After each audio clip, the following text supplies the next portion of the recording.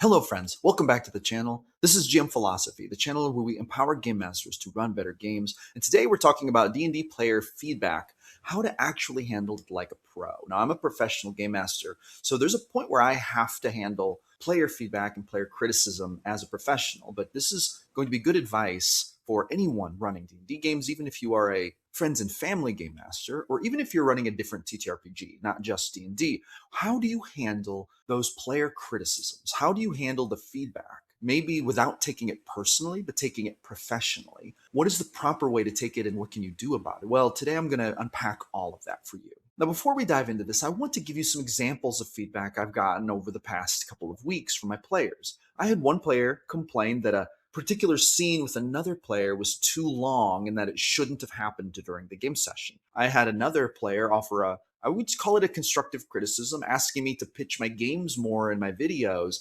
instead of my, t-shirts and books to try to get more players into one of the games that we recently had a max exodus in. A couple other interesting, I would say, criticisms I've gotten recently are that I give my players too many magic items and too much loot. And I've also gotten a little bit of criticism about how my encounters don't seem dangerous enough to be challenging. Now, for the record, officially, I'm not angry about getting any of this feedback. In fact, I really always encourage my players to give me feedback, and I love to get it. So for you players who've given me this feedback, you know who you are. I thank you, and I really appreciate hearing everyone's ideas, concerns, criticisms, and ideas for how we can make the games better. Player feedback is one of the most valuable data points that we can gather as game masters to help us improve our games.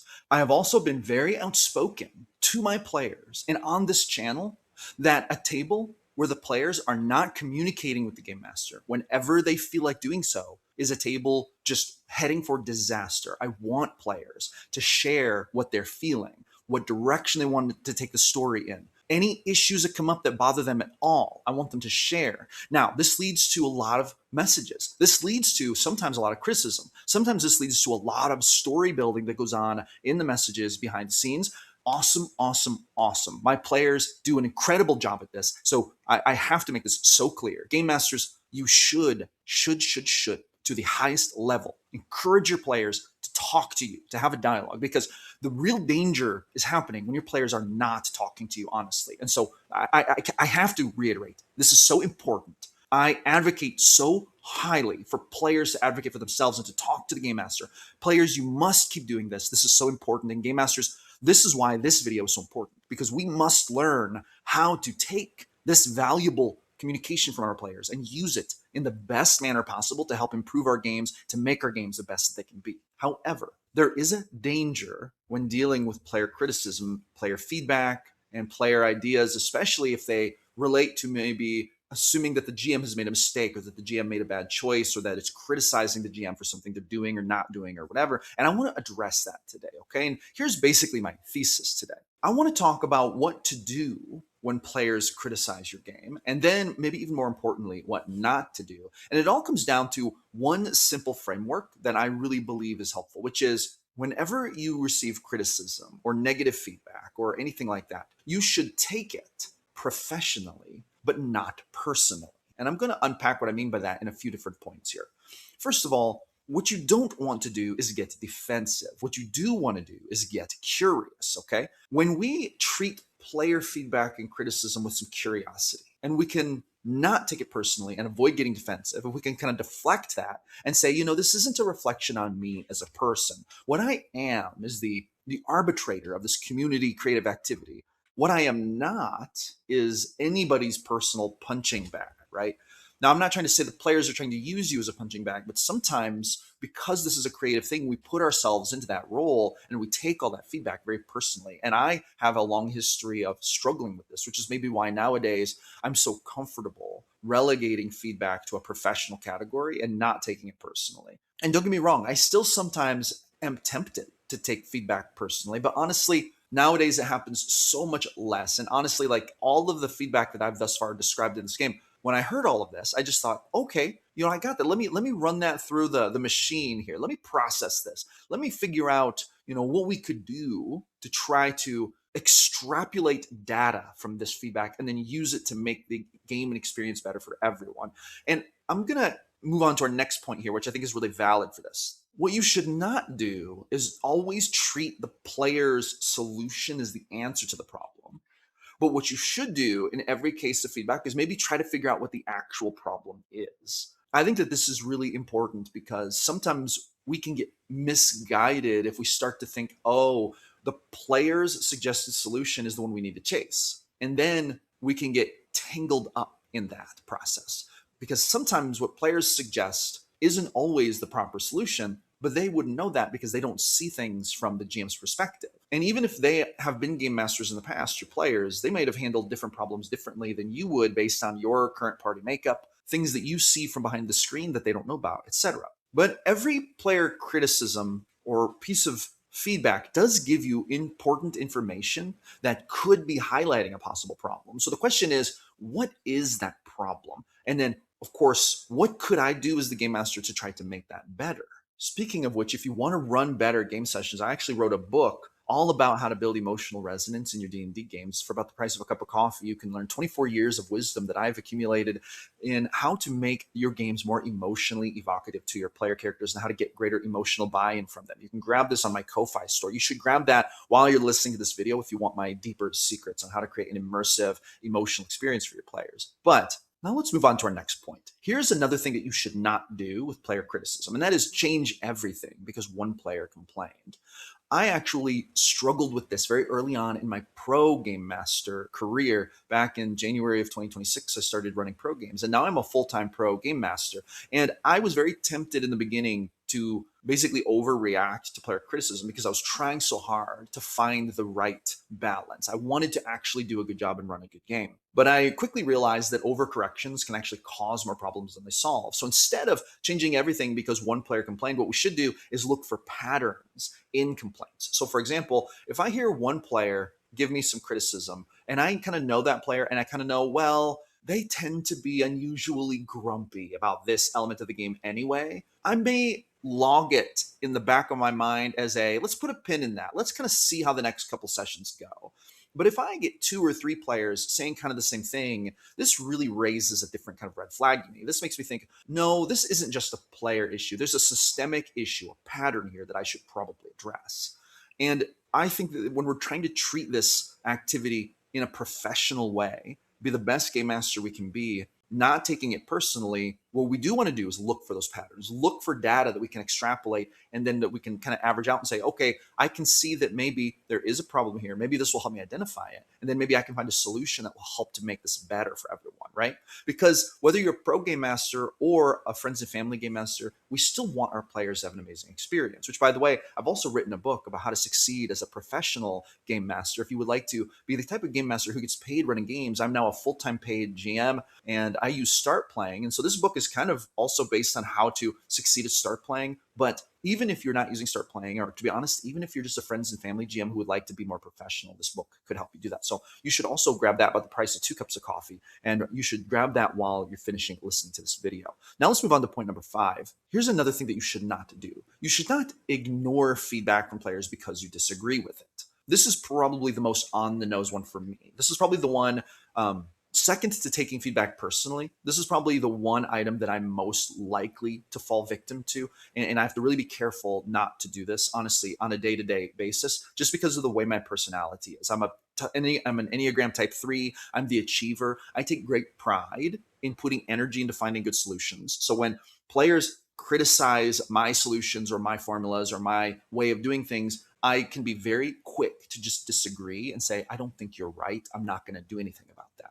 I'm not going to, be angry at you for raising the criticism, but I don't think it's valid. Like, this is something that I can be prone to doing. So I have to every single day be very careful that I don't do this. And just like me, you probably have things on this list, items on this list that you're more likely to do than others.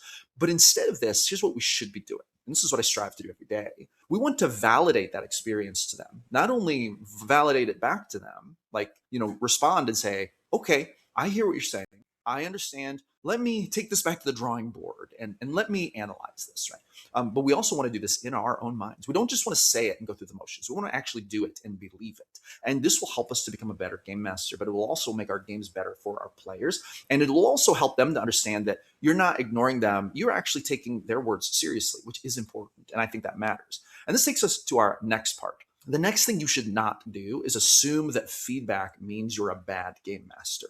This is probably the number one item on this list that's important for every game master to understand. What you want to do is separate yourself from the role of the game master. And this really comes back to that main thesis. Take feedback professionally, not personally. Okay. Separate yourself from the game. Realize that there are going to be problems and you're going to solve them, and that makes you a good game master. The absence of problems isn't what you should always think of as a success metric. There are going to always be problems. You might run a game for a group and get no complaints for years, but then you run for a different group using the same methods, and all of them wild with criticism, shooting things at you in the messages, just flaming your style of gaming. How could you do this? How could you not know better? I thought you were a professional. And then here you are with all of this new data because it's a whole different set of players. And you're thinking, okay, now it's time to start working on these things and figure this group out. That is what being a good GM means. Okay. So be careful not to assume that all feedback means you're bad at the craft. Separate yourself from it, sort it out. And if players sort it out, oh well, they were not meant for your table anyway. And there's nothing wrong with that. That's going to take us to our next point. Do not obey every piece of feedback like it's your job. Okay. This is especially true of you pro game masters out there. Do not fall victim to this idea that because you are running pro games and there's money involved, that you have to jump whenever the players say jump about a certain thing. That is not the service you're offering. A professional game master is a community organizer. And what they're actually getting paid for from the players is access to their table to run it the way that they see fit. If a player thinks it's worth it, they'll continue to be at your table. But if they don't like it, they will leave. That is very preferable to you changing yourself in ways that are not true to you as a human and as a pro just because a player gives you feedback. But what we should do instead is listen to all player feedback and make our own choices about it. And once again, this comes back to that, we want to take this data, see after analyzing it whether or not we can improve the game on it. Sometimes we just file it away and we think, let's let this rest for a bit. Sometimes we take it and we think, you know what, there's good data here. I'm going to make a change in the next session, reflecting this.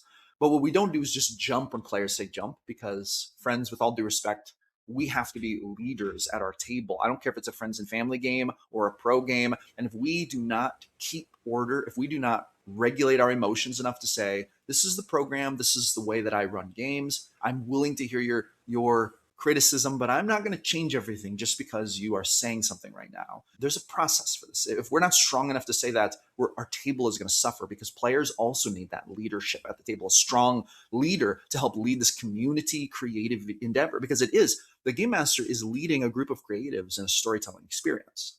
Now, I don't know if you've noticed, but I'm wearing a really awesome new t-shirt. I've actually designed 2 t-shirts. They come in a range of sizes and colors, and I now have a fourth wall store where you can buy them, print on demand, custom order the shirt size and color that you like in one of the designs. It can get shipped right to your door. Friends, make sure you check that link in the description. While you're watching the rest of this video, place an order for the shirt that you think matches you best. Or you know what, even better, get one for your game master as a reward for being such an awesome person, because odds are your game master is very awesome, and a great piece of merch might just help them to know that you care.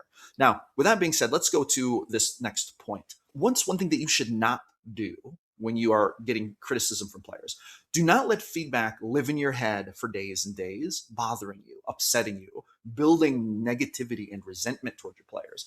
Believe it or not, I did have some players in the past. They are no longer in my games, but I have had one experience where I had a whole group where they, let's just say, bombarded me with so much criticism that it actually started to get to me, and it did live rent free in my mind for quite a long time. And I will be really honest with you, and this is something I've never said in a video before. I came to resent those players, and it turned into a relationship that I think was probably not optimal. It wasn't bad. It was just, there was just a lack of respect that I once had for them kind of drained away, because it was replaced with a certain amount of resentment. And part of it was because I accepted all this criticism and I showed the pretty corporate face, and I did all the things that I knew to do, that I thought to do, to try to deal with all of this. But at the end of the day, what I realized now looking back on it was that a lot of those criticisms really were just pieces of data that led more to, I don't think this is the right table for you, not I'm running a bad game. And it took me a little while to learn that lesson in this situation. And it was a good lesson to learn. What we should do instead of letting feedback live rent free in our heads is that we should process it. We should act if we need to, and then we let it go. At the end of the day, clock out and be done thinking about the game. When you schedule time to think about the criticism next time, to maybe, brainstorm a solution or whatever, okay, do that. But don't let it go with you to dinner with your family, to movie night with your kids, to church, with your friends and family. When you're going to bed at night, don't let it keep you awake. This is a big mistake.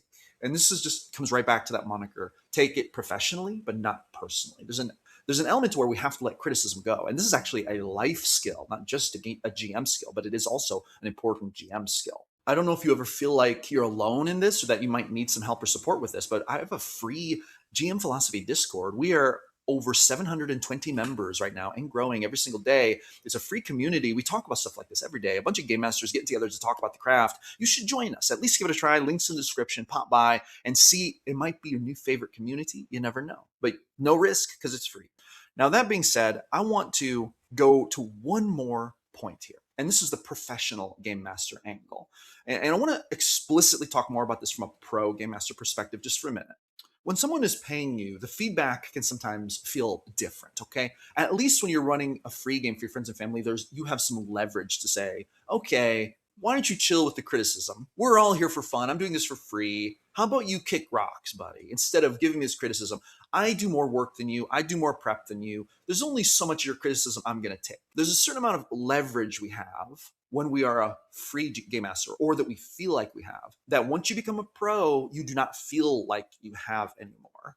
But I want to just revisit this notion, and I want to really dispel this once and for all. First of all, I don't really believe in that approach of using leverage to swat away criticism. I think that no matter what our status is, paid or free, we should treat criticism the way that I'm explaining in this video. We should not take it personally. We should take it professionally. I think this is true for free game masters and for paid game masters. However, I also think that paid game masters need to learn that they do have the leverage to do that. And this is not a situation where just because a player is paying, the game master has to jump and do whatever they say. I would argue that that is actually a very toxic mentality for the players to have. And if I had players who thought that, I would probably remove them from my game. I would probably have a good sit down discussion with them about why that's toxic and why I will not allow that energy in my games. And if they persisted in it, I would high key remove them from the games because I'm just not going to play that game. The value that I bring for the money that I get paid for being a professional game master is in a consistent professional community where we can get together at the table, and it's going to be happening every week at the same time. They can rely on me to be consistent and to be there and to organize this activity. They can rely on me to show up and take it seriously and do my very best, put my very best foot forward, barring obvious variations because we're humans and we're not perfect. That's the crux of the service that I'm offering. It's not necessarily the quality of my game mastering. That's just a factor of the table and is one of the value adds. And it can lead into the decision for them to opt in or not, but they don't get to change that because they're paying money to be at my table. Paying money to be at my table gets them access to a game master and a group who are taking this activity way more seriously than most free groups would, at a certain time that works for that player, and with a style of game and type of game that they actually want to play that maybe isn't available to them locally or in any free group. And I think a lot of really serious D&D players, they want to be in a pro environment because they don't want to have their valuable time wasted by a game master who isn't taken seriously, by players who are not taken seriously, who don't show up half the time. And so that's part of the value. And I think it's really important for pro game masters to understand that just because you are getting paid to provide these services, that does not mean that the customer is always right. What it means is we should treat this as a professional activity and dialogue that we can extract data from to try to help make the experience better for everyone without compromising our own integrity and without taking it personally. What do you think? Drop a comment and let me know if you have dealt with this and what you think about it. I would love to hear this. And friends, that's all I have to say about this one. Thank you so much for coming back for another episode of GM Philosophy in the Morning. Empowering game masters to run better games is the goal. Roll some D100s for me at your next game, friends, and I will see you on the next one.